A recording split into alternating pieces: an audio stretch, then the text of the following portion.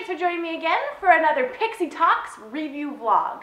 Pixie Talks, reviews and vlogs at Pixie Talks. Pixie Talks, reviews and vlogs at Pixie Talks. Woo! So this week is something a little weird and a little out there. I was going to review Minions because for some reason I thought it was coming out this week. Turns out it's next week. Boy, don't I feel dumb, so I had to pick something else. And so, my friends, get ready for a really weird French animated feature from last year. This is Jack and the Cuckoo-Clock Heart.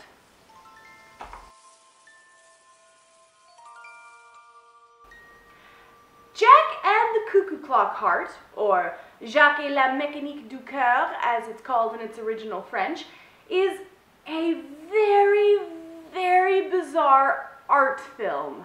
Based on a concept album by a French rock band called Dionysus, this is a meandering tale of life, love, and loss. It's very strange, very dark, and filled with that odd sort of vibrance that you can really only get from artistic pieces like this one.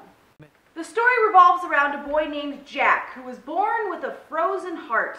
The midwife saved his life by replacing his heart with a cuckoo clock, with a warning that he must never fall in love as the strain would overexert his clockwork and kill him instantly. Despite this warning, he does develop feelings for a girl he meets one day in the streets of Edinburgh and embarks on a journey to find this girl and declare his love for her, even if it kills him. That is about as condensed as I can make the summary, although it is a lot more complicated than that. In a lot of places, the film is quite dark and bleak, especially in some key sequences with the film's villain, Joe, a schoolyard bully who torments Jack for loving the same girl as him. Contrasted with some very vibrant scenes as well, and the entire film has an almost dreamlike quality that is as much nightmarish as it is whimsical. Now, there is a lot of suspension of disbelief here in order to fully appreciate this story, as it is rather artfully nonsensical most of the time, with no explanations offered. The audience has to be willing to believe in this world for it to work, and I'm not sure that that always worked for me, but your mileage will vary. Some of the best sequences were also some of the strangest, with the loosest ties to reality as possible. The music was as enchanting as it was off-kilter, and in general the entire film just kind of left me with a vague sense of confused appreciation. Atmospherically it was excellent, though narratively it was a bit haphazard. Although I cannot say with absolute certainty that that was unintentional, so who knows. I think in the end my biggest issue with the storytelling style wasn't the weird otherworldliness of it or the strange rules by which the world functions. It was rather in how many plot threads came out of nowhere and then disappeared back into nowhere. Characters that had no real reason to be in the story and narratives that did not lead anywhere. It did feel a little hodgepodged at times. I also think I may have enjoyed it more in its original French, as great as the English cast were.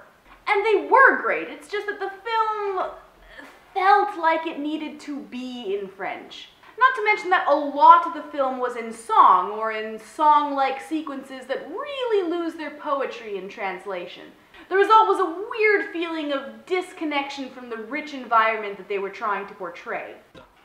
The artwork was absolutely beautiful, however, and fully fit the tone and atmosphere that the film was going for.